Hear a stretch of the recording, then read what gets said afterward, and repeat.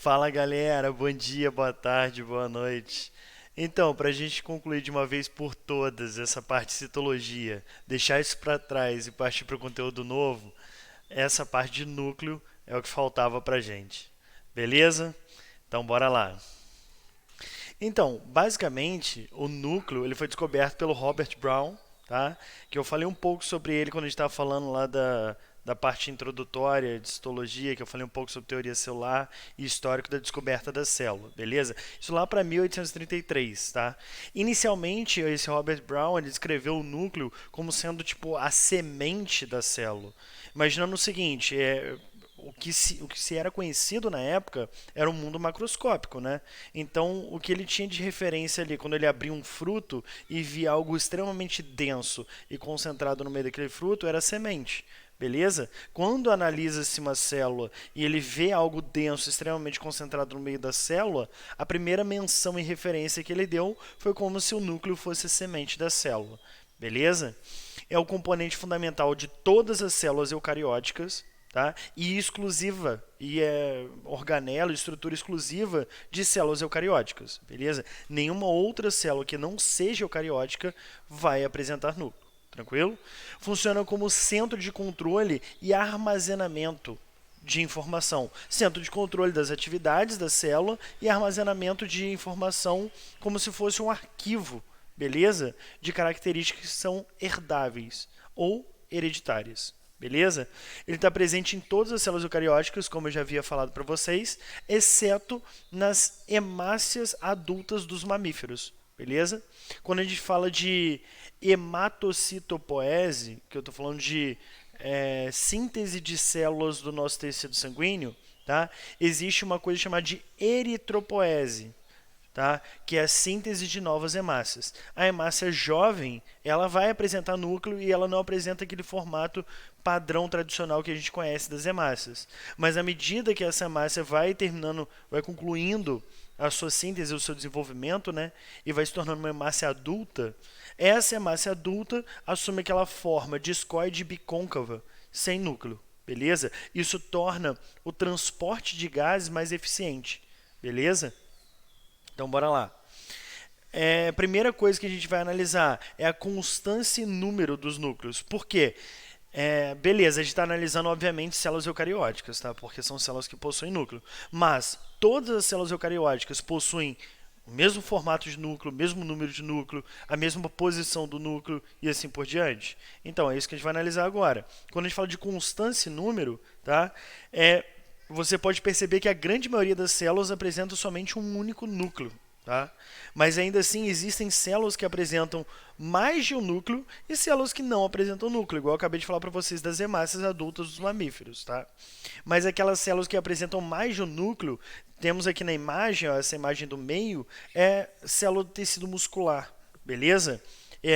Determinados tecidos musculares vão ter células consideradas polinucleadas, tá? Porque possuem mais de um núcleo por célula. A mesma coisa acontece com alguns fungos quando eles estão fazendo reprodução, tá? E a sua hifa, que é aquela fibra lá formada por células dos fungos, elas são hifas polinucleadas, beleza? Porque existem hifas septadas, que apresentam uma parede que divide as células, hifas não septadas, não apresentam parede dividindo as células, e hifas polinucleadas, beleza? Na verdade, ela não é polinucleada, ela é binucleada. São hifas que as células têm dois núcleos por célula, tá? Mas enfim, é classificada como polinucleada. Tranquilo? Próxima parte, a forma, o tamanho e posição do núcleo. Tá? Basicamente, tudo isso vai ser variável. Tá? Tanto a forma, como o tamanho e a posição. Tá? E isso vai ser variável de acordo com o próprio tipo de célula que a gente vai analisando. Isso vai variar dentro das células do meu organismo, tá? Do organismo de cada uma das pessoas, de acordo com o tipo de tecido. Porque normalmente a forma do núcleo acompanha o eixo da célula. Se eu estou falando de uma célula que ela é fusiforme, a tendência é que o núcleo assuma uma forma fusiforme. Se eu estou falando de uma célula que tem um padrão esférico, a tendência é que o núcleo assuma também esse padrão esférico. Beleza? Mas aí, por exemplo, quando eu falo de tamanho, normalmente células que são jovens, perdão, gente. Normalmente células são jovens e apresentam núcleos maiores. Porque o núcleo não comanda todas as funções daquela célula. E ele não funciona como um arquivo armazenando informações hereditárias. Então, ele tem que fazer todo o processo de síntese.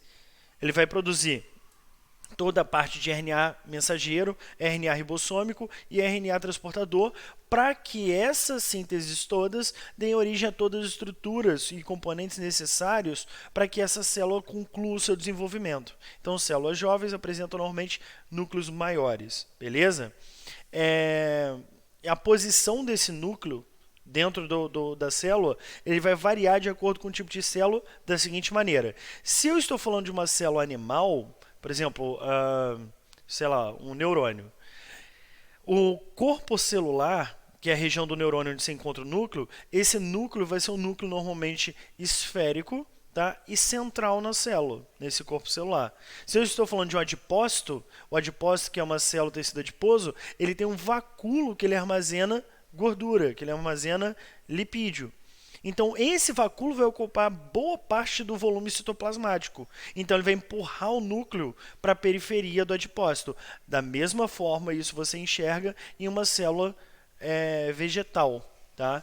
A maior parte do volume citoplasmático é ocupado por um vacúolo que armazena água nas plantas e controla também, armazena outras substâncias, beleza? Mas ele vai ocupar aquele grande espaço, a maior parte do espaço do citoplasma, e vai empurrar o núcleo para a periferia. Então, quando eu tenho outras organelas, outras estruturas que ocupam boa parte do volume citoplasmático, o núcleo acaba sendo periférico. Quando eu não tenho esse tipo de organela, o núcleo acaba sendo central. Beleza? Basicamente, eu posso encontrar um núcleo de duas maneiras diferentes.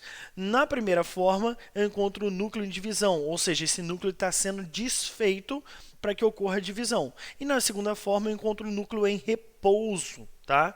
Porque é o período que não está em divisão, é o núcleo em intérfase. Quando eu digo que o núcleo está em repouso, não é que ele não está realizando atividade, é simplesmente porque a célula não está se dividindo. Estou falando em repouso em relação à divisão. Beleza? Mas ele está produzindo, ele está em atividade, ele está normalmente no contexto metabólico funcionando normalmente. Beleza?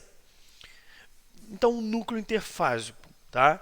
Ele deve ser estudado através de um método de fixação. Como é que eu vou analisar? Como é que eu vou, por meio de uma microscopia, observar aquele núcleo? Primeira coisa que eu tenho que fazer é fixar. Tá? Isso vai funcionar para a maior parte das coisas que eu preciso analisar em microscópio. Eu preciso fixar, porque eu preciso de um contraste ali para que, com a iluminação feita pelo próprio microscópio, eu consigo, com esse contraste, analisar as diferentes estruturas. Beleza? E depois de fixado, eu consigo observar as estruturas componentes do núcleo. A carioteca, que é a membrana nuclear, membrana que envolve o núcleo. Tá? A cariolinfa, que é a substância que está dentro do núcleo, tá? É como se fosse um suco nuclear, digamos assim, né? Um suco que preenche esse núcleo. É uma substância similar ao que a gente tem lá como hialoplasma no citoplasma. Tá? A cromatina, que é basicamente o DNA que não está na sua forma mais condensada, mas também não está na sua forma menos condensada. Ele está numa forma intermediária, tá? Porções condensadas e porções não condensadas. As porções não condensadas são chamadas de eucromatina e as porções condensadas, heterocromatina. Vou falar melhor sobre isso lá para frente. E o nucleolo, que é uma região esférica ali, extremamente densa, que você encontra dentro do núcleo. Beleza? Vou falar melhor sobre essas estruturas. Carioteca, ela deve ser observada no microscópio eletrônico. Microscópio óptico não consegue perceber a carioteca, tá? Ela é uma dupla membrana lipoproteica, como qualquer membrana celular, tá? As células que apresentam o núcleo são denominadas eucélulas por causa dessa questão do núcleo. Vamos lá, células eucarióticas são eucélulas. O que quer dizer eu? Tá? Eu é verdadeiro. Então, células que apresentam carioteca, ou seja, uma membrana que delimita o núcleo, apresentam um núcleo verdadeiro. Tá? Por isso que elas são eucélulas, são células com núcleo verdadeiro, são células verdadeiras. Beleza? Por isso que são eucariotos, são células, organismos com núcleo verdadeiro. Tá? A carioteca ela vai ser contínua com o retículo tanto o retículo endoplasmático granular, que fica mais próximo à carioteca, como também com o retículo endoplasmático agranular, que é aquele que fica mais distante da carioteca. Mas, basicamente, da carioteca se projeta a membrana que vai se dobrando e formando o próprio retículo. Beleza? Isso daí justamente para fora do núcleo, tá? Na face externa. E essa carioteca ela vai ser repleta de perfurações, de poros, tá? De buraquinhos. Esses poros vão estar diretamente relacionados com a atividade do núcleo. Se o núcleo tem muita atividade, você vai ter muitos desses poros. Se o núcleo tem pouca atividade, você vai ter pouco desses poros. Em torno, no geral, em uma célula convencional, você tem em torno de 2.000 pontuações dessas, 2.000 poros desse por núcleo, tá? Numa célula de atividade mediana, normal. Então, olha só para essa estrutura aqui, ó. Isso daqui seria um núcleo em corte. Você observa o nucleoplasma, que é a mesma coisa que cariolinfa, e é a mesma coisa que suco vacuolar, enfim, vão ter vários nomes para isso. Essa porçãozinha aqui que está delimitando é a carioteca, isso daqui mais denso que você encontra de maneira esférica que é o nucleolo, tá? E essas perfurações, essas pontuaçõezinhas, se você reparar no zoom que ele deu aqui, ó, são os poros. Esse é um poro, esse é outro poro e aqui outro poro, beleza? Isso aqui em corte mostra pra gente que esses poros são formados por proteínas que vão permitir a comunicação do espaço intranuclear com o espaço extranuclear, ou simplesmente com a parte interna do núcleo com o citoplasma. Beleza? E aqui é um detalhe para mostrar a bicamada de fosfolipídios que compõe essa membrana. Beleza? Então vamos lá. Aqui eu tenho uma outra imagem que mostra como é que funciona, tá? Essa composição da membrana nuclear. Tá? E repare que existe uma dobra. Aqui, ó, essa porçãozinha, se eu desse um zoom, você já veria uma bicamada de fosfolipídios. E aqui uma outra bicamada de fosfolipídios. Então, repare que essa dobra aqui garante um espaço perinuclear. O que é esse espaço perinuclear? É um espaço entre uma bicamada e a outra bicamada da carioteca. Beleza? Aqui você tem a parte externa da carioteca, a parte interna da carioteca, aqui o nucleoplasma e aqui o complexo de poro. Tá?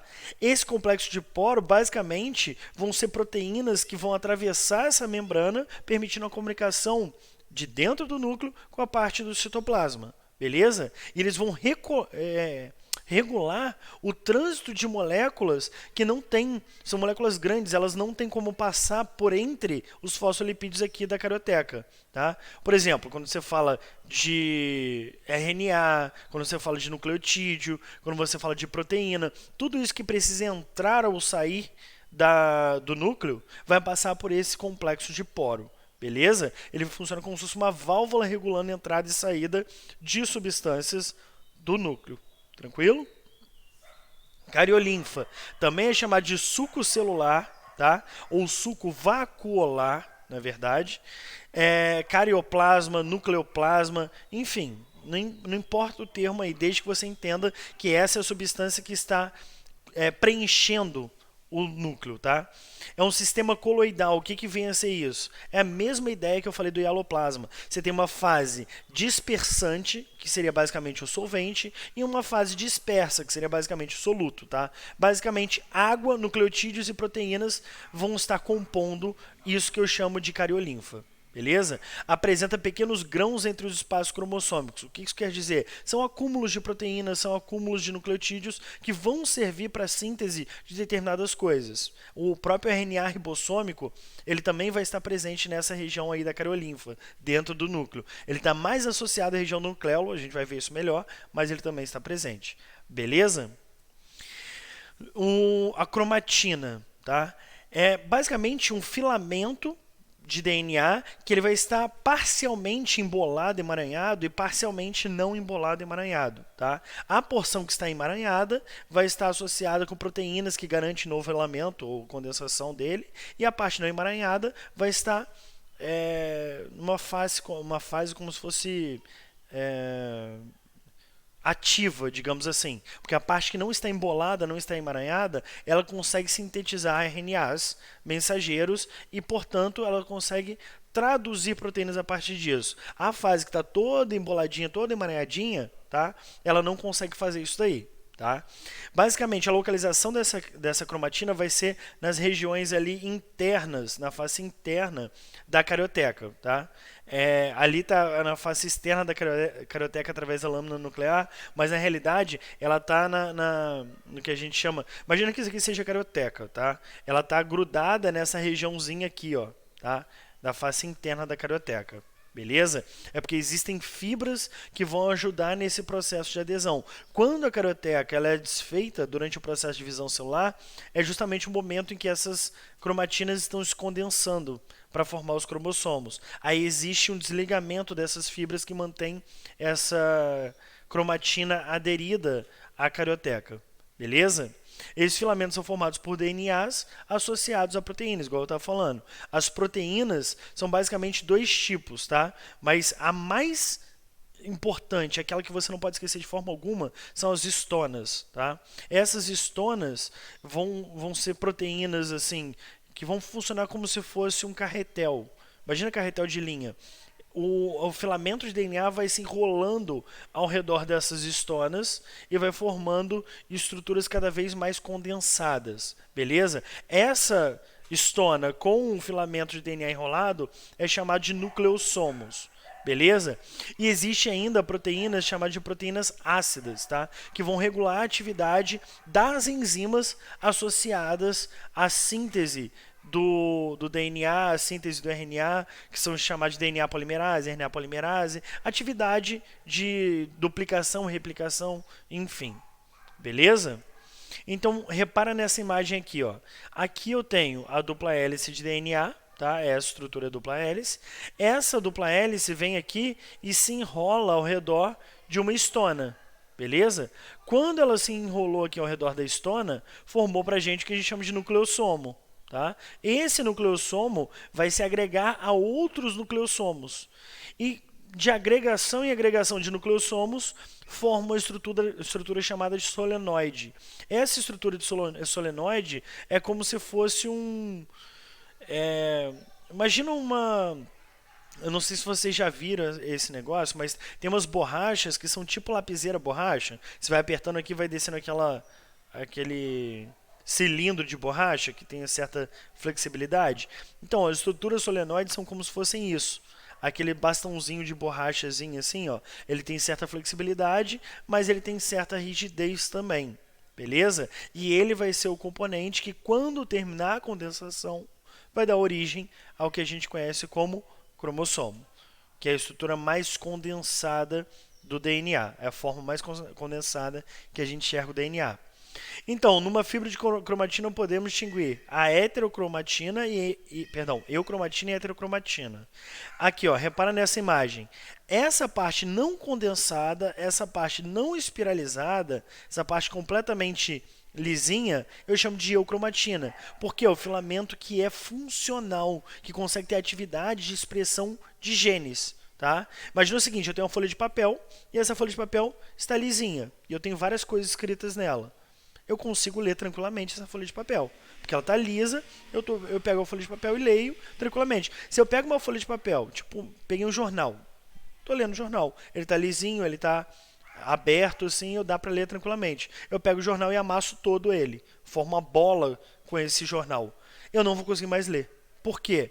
Porque vão ter regiões tão amassadas que a informação que eu estava lendo dessa frase vai estar amassado para dentro do jornal e eu não consigo terminar de ler. Então a ideia é a mesma. A heterocromatina, que é essa parte mais condensada e espiralizada, ela não permite com que ocorra uma transcrição eficiente do RNA mensageiro. Por quê? Porque como ele está espiralizado, na hora de você fazer a transcrição desse RNA mensageiro, você precisa transcrever cada um dos trechos de genes que existem ali. E como ele está todo espiralizado, vão ter trechos de genes que não conseguem ser traduzidos. Beleza? Perdão, não conseguem ser transcritos. Dessa maneira, essa parte de heterocromatina é chamada de não funcional. Beleza? E a eucromatina, funcional. Esse eu, novamente, quer dizer verdadeiro e hétero quer dizer diferente. Beleza? Aí, uma coisa para a gente descontrair um pouco, seria um núcleozinho aí, falando, eu estou relaxada eucromatina. Por quê? Ela está relaxada, ela não está condensada, ela não está espiralizada. Foi horrível, eu sei, mas é só para descontrair. Beleza, o núcleo interfásico. Nesse núcleo interfásico, faltou a gente analisar o nucleolo. A gente já viu carioteca, cariolinfa, cromatina, agora nucleolo. Basicamente, o nucleolo é um corpúsculo esférico não membranoso de aspecto esponjoso. Tá?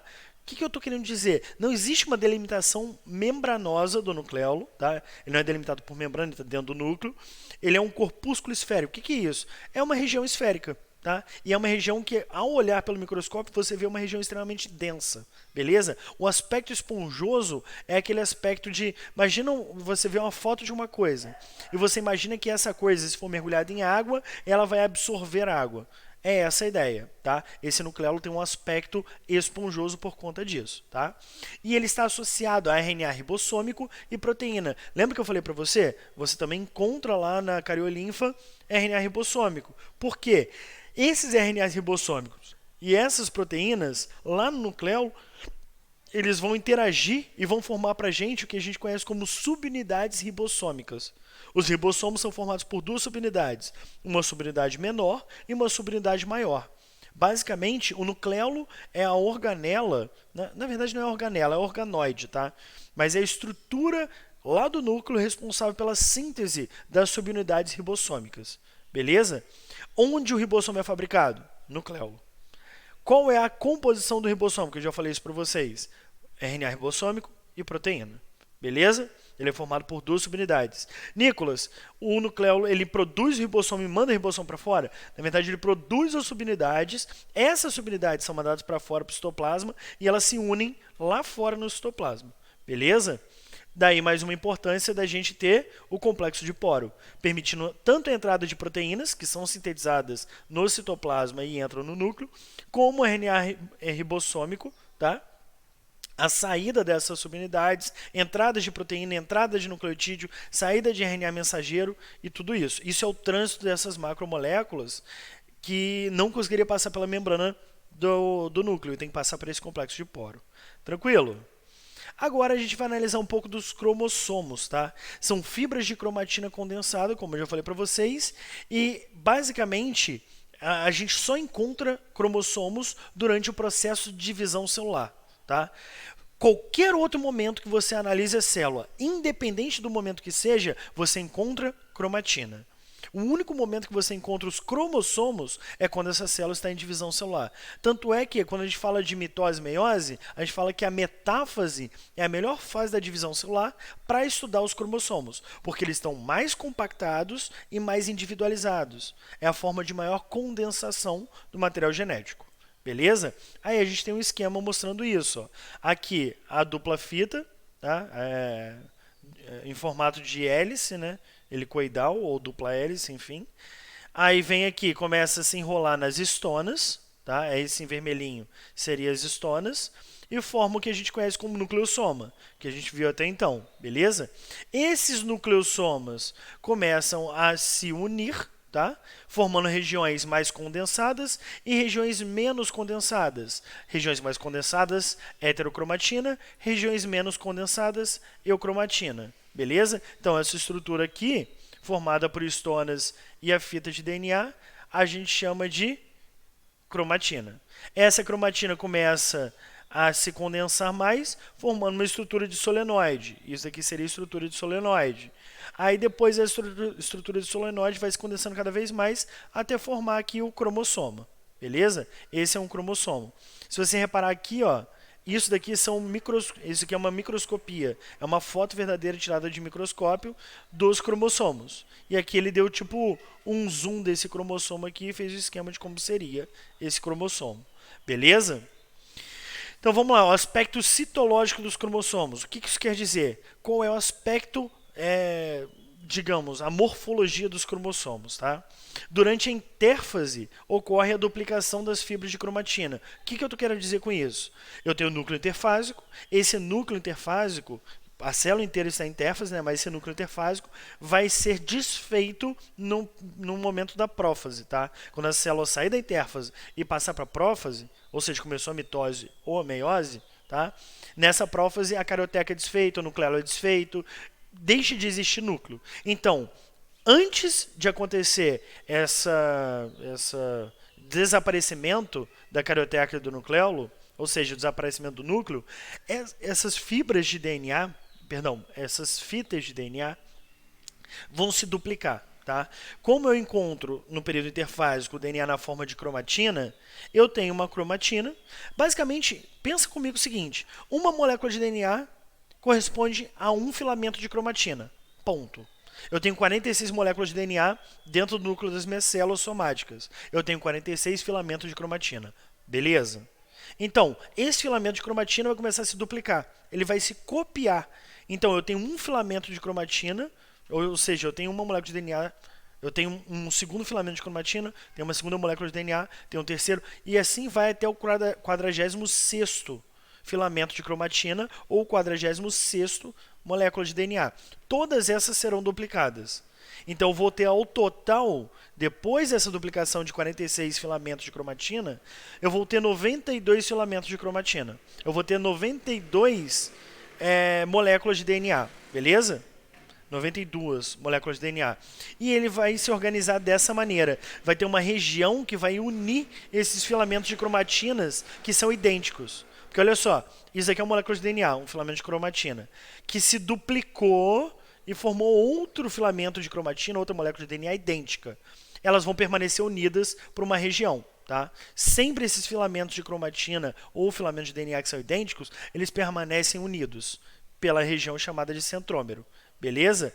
E aí, quando a gente for analisar, a gente vai encontrar o que a gente chama de cromossomos simples e cromossomos duplicados. O cromossomo simples é aquele que ocorreu já a segregação das cromátides irmãs e separaram em duas moléculas de DNA separadas, em dois cromossomos separados. Aquele que é um cromossomo duplicado, ainda existe a união desses filamentos, que a gente chama agora de cromátides irmãs, tá? Que basicamente são os filamentos de cromatina que foram duplicados na intérfase. Beleza? Aí aqui eu tenho a estrutura de um cromossomo, analisando um cromossomo efetivamente. Esse cromossomo ele é formado basicamente pelos telômeros, tá? Que são chamados de... Basicamente, essas terminações aqui, ó, são os telômeros. Essas terminaçõezinhas aqui que você encontra. Aí, essa estrutura toda, eles chamam de braço cromossômico ou perna do cromossomo, tá? Nicolas, eu pensei que isso tudo era chamado de telômero. Então, tem alguns autores que chamam todo esse braço cromossômico de telômero. Não vai fazer grande diferença para a gente, a não ser que a questão pergunte para você o nome específico. Tipo, ele te deu uma foto, uma imagem, um esquema de um cromossomo e pede para você identificar o nome das estruturas. Aí sim vai fazer diferença. Então, a terminação, a pontinha aqui dele, eu chamo de telômero. O total disso daqui eu chamo de braço cromossômico. Essa cinturinha, que é uma constrição que existe, é chamada de centrômero. Beleza? Em alguns casos pode aparecer isso aqui para vocês, ó. Uma segunda constrição e essa partezinha aqui, ó, boleadinha em cima. Isso são chamados de regiões satélites do cromossomo, ou regiões SAT, S-A-T. Basicamente, essas serão as regiões do cromossomo que irão controlar a organização do nucleolo. Pensa lá comigo, acabou a divisão celular, a última fase é a telófase. Tá? Ocorreu então a citocinese. O que é a citocinese? Aquela separação do citoplasma das células. Então, o que era uma célula já com tudo duplicado, se tornou duas células porque separou o citoplasma delas. Beleza? Então, essas regiões satélites dos cromossomos irão estar encarregadas de reorganizar o nucleolo. Beleza? Porque vai reestruturar o quê? Carioteca, formar um núcleo novamente. Essas regiões SATs vão controlar a reorganização do nucleolo após a divisão celular. Tranquilo? Repara num detalhe muito importante aqui, ó. Essa metadezinha aqui, ó, que eu encontro, é uma cromátide. Essa outra metade é outra cromátide. Essa metadezinha aqui, ó, que está marcada pelo retângulo, ela é basicamente uma molécula de DNA. Ela era aquela uma cromatina que se duplicou. Beleza? Então, eu tenho aqui, essa região de cima é uma cromatina formada por uma molécula de DNA que se condensou. Aqui a parte de baixo é uma cromatina formada por uma molécula de DNA que se condensou. Basicamente, agora, essas cromatinas condensadas unidas pelo centrômero são chamadas de cromátides. São cromátides irmãs. Então, isso é um cromossomo duplicado que é formado essencialmente por duas moléculas de DNA, por dois filamentos de cromatina condensados unidos pelo centrômero. Beleza? Eu chamo de cromátides irmãs. Por que eu chamo de cromátides irmãs? Porque elas são moléculas de DNA idênticas. Carregam os mesmos genes e os mesmos alelos. Tranquilo? Aqui eu tenho os tipos morfológicos dos cromossomos. Ou seja, os cromossomos conseguem ser classificados como metacêntrico, quando o centrômero está no meio. Submetacêntrico, quando o centrômero ele está um pouco deslocado do meio, tá? Não está efetivamente no meio. Acrocêntrico, quando o centrômero está quase lá na ponta, beleza? E telocêntrico, quando aparenta só existir dois braços cromossômicos. Parece que o centrômero está no telômero. E só existem dois braços cromossômicos. Na realidade, não é isso que acontece. Existem os quatro, só que aqui existem dois braços cromossômicos muito curtos. Beleza? Então, novamente, analisando aqui, quando eu tenho um centrômero dividindo em dois tamanhos de braços equivalentes, parece que o centrômero está no meio. Então, eu chamo de metacêntrico. Tá? Quando ele se desloca um pouco do meio, eu chamo de submetacêntrico. Quando ele está quase na pontinha lá, eu chamo de acrocêntrico. Quando ele está na extremidade, na pontinha mesmo, aparentando estar lá no telômero, aparentando só ter justamente dois braços cromossômicos, eu chamo de telocêntrico. Beleza?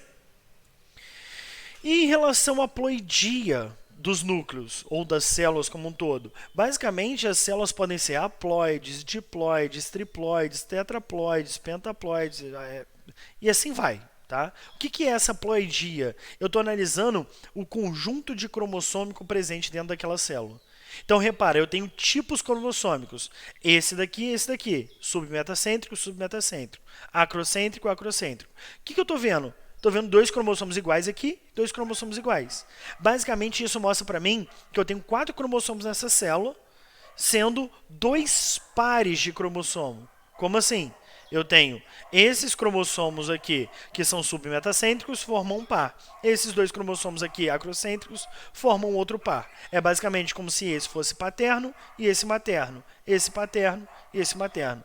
Ou seja, eu tenho dois conjuntos de cromossômicos, formado cada conjunto por 2 cromossomos. Beleza? Se eu analisar aqui assim, ó, eu tenho 6 cromossomos no todo. Beleza? Só que eu tenho aqui, ó, esses dois iguais, esses dois iguais e esses dois iguais. Ou seja, eu tenho 2 conjuntos formados por um total de 3 cromossomos em cada conjunto. Beleza? Totalizando 6 cromossomos aqui. Ou seja, eu tenho 3 pares de cromossomos. Isso é uma célula diploide. O que é uma célula diploide? Ela tem 2 conjuntos de cromossomos. Nossas células somáticas são diploides. O que isso quer dizer? Vem 23 cromossomos do meu pai, 23 cromossomos da minha mãe, totalizando 46 cromossomos no núcleo das minhas células somáticas. Ou seja, 23 pares de cromossomos. Beleza? Aí aqui a gente tem mais ou menos como é que funciona. Cromossomo 1 materno, cromossomo 1 paterno, cromossomo 2 materno, cromossomo 2 paterno, cromossomo 3 materno, cromossomo 3 paterno. Até aqui, ó, cromossomo 22 materno, cromossomo 22 paterno. Aí aqui, cromossomo X materno, cromossomo X paterno. Poderia ser ainda cromossomo X materno, cromossomo Y paterno. Beleza? Isso aqui seria o cariótipo de uma mulher e não de um homem, beleza? Vou explicar ainda, vai ter o slide sobre o que é cariótipo, tá? E a haploidia de células haploides, como é que seriam isso? Se você analisar essa célula, ela tem 4 cromossomos, só que não existem cromossomos homólogos. O que isso quer dizer? Não existem cromossomos iguais. Não existe um paterno e um materno iguais, tipo um materno, um paterno, formando um par de cromossomos 1. Não existe, porque você tem um aqui metacêntrico, telocêntrico, acrocêntrico, submetacêntrico. Você tem 4 cromossomos diferentes. Então você tem uma célula N igual a 4. Já aquela nossa célula aqui, ó, eu tenho ela 2n igual a 4. Por que 2n? Porque ela tem um total de 4 cromossomos, mas ela tem dois conjuntos. Ela tem esse e esse iguais, homólogos, esse e esse iguais, homólogos. Beleza? Quando eu falo de homólogos, eu quero dizer que o cromossomo 8 do meu pai, o cromossomo 8 da minha mãe, são cromossomos homólogos, iguais, só que de origens diferentes. Beleza? Então, nesse caso aqui, ó, essa outra célula tem 3 cromossomos. Só que esses 3 cromossomos são os 3 diferentes. Nos seres humanos, o momento que a gente encontra células haploides é na produção de gametas. Beleza? Na parte da gametogênese, a gente tem produção de gametas com a metade do número de cromossomos das células somáticas, tá? E eu considero essas células haploides, porque tem todos os cromossomos diferentes entre si.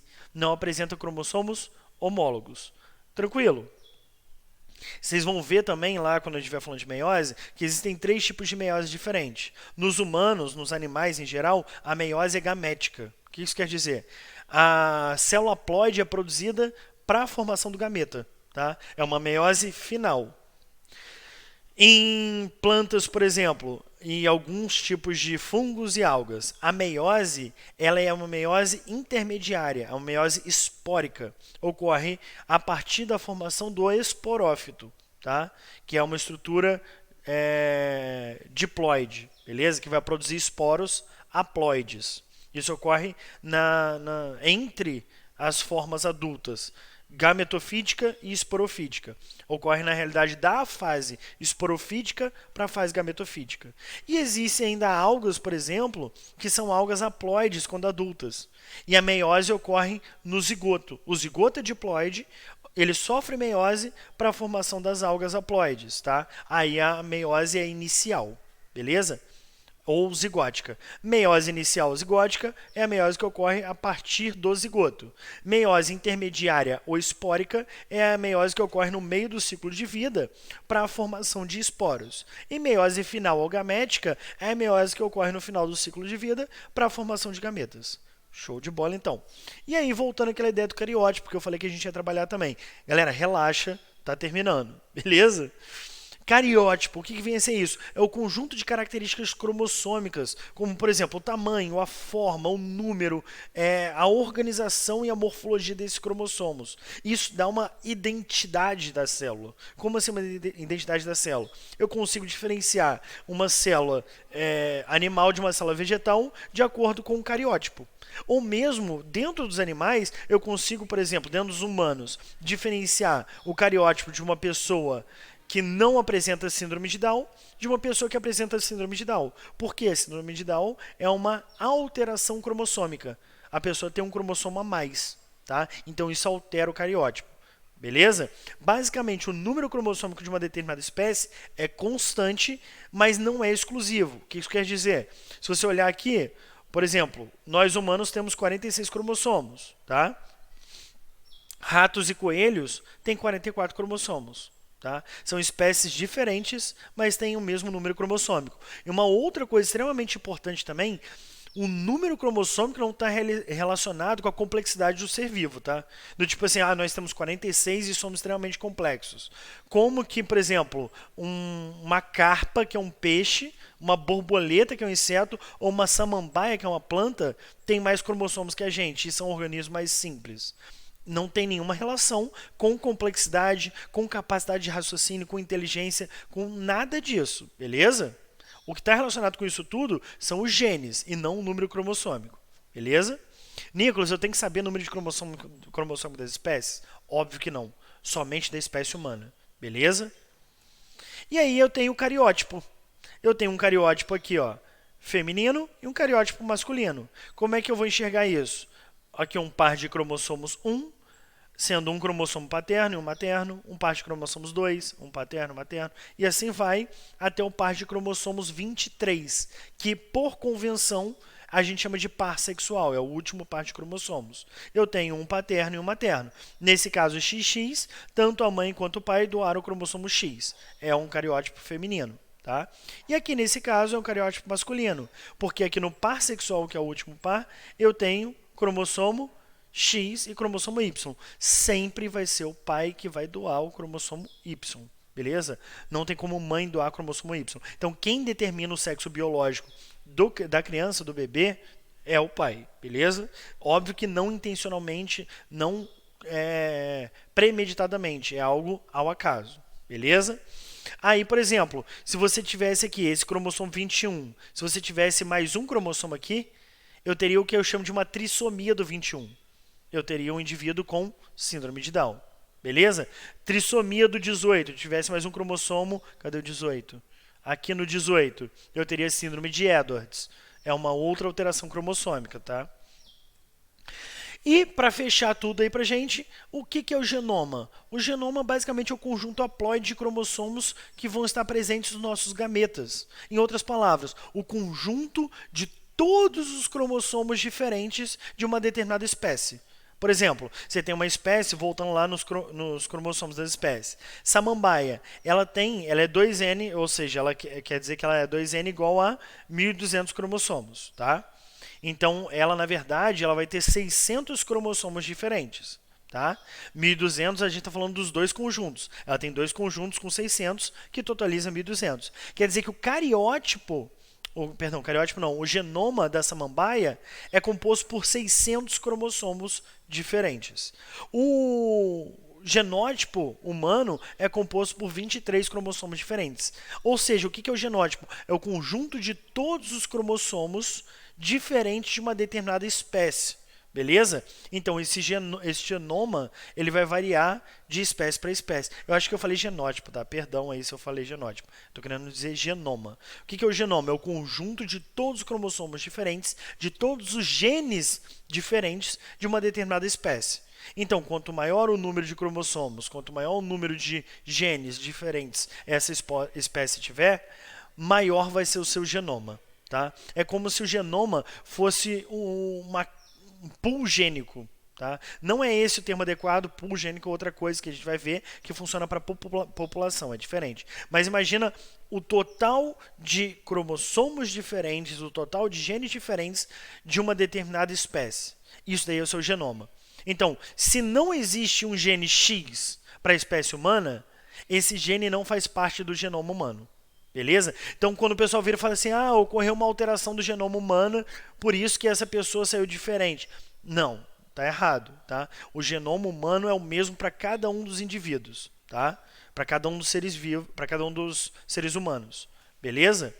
Lá em 2000 existiu aquele projeto Genoma Humano. O que foi o projeto Genoma Humano? A gente conseguiu mapear a localização física, ou seja, a gente descobriu os locos gênicos, os locais físicos em que estavam cada um dos genes diferentes da espécie humana nos cromossomos. Por exemplo, o cromossomo 7 está relacionado, possui genes para, sei lá, cor dos olhos, estou inventando na minha cabeça, tá?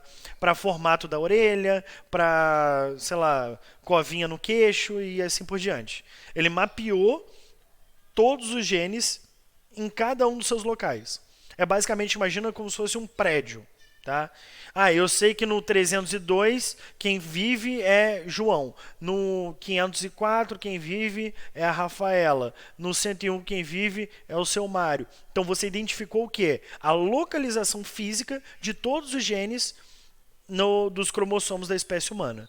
Tá? Então você teve um mapeamento do genoma humano. A gente ainda não sabe a função efetiva de todos os genes. A gente não conhece ainda qual é a função de todos os genes da espécie humana, mas a gente sabe a sua localização. Então isso facilita o estudo. Beleza, galera? Vou fechar por aqui. A gente já está quase 45 minutos de aula, mas acabou a citologia.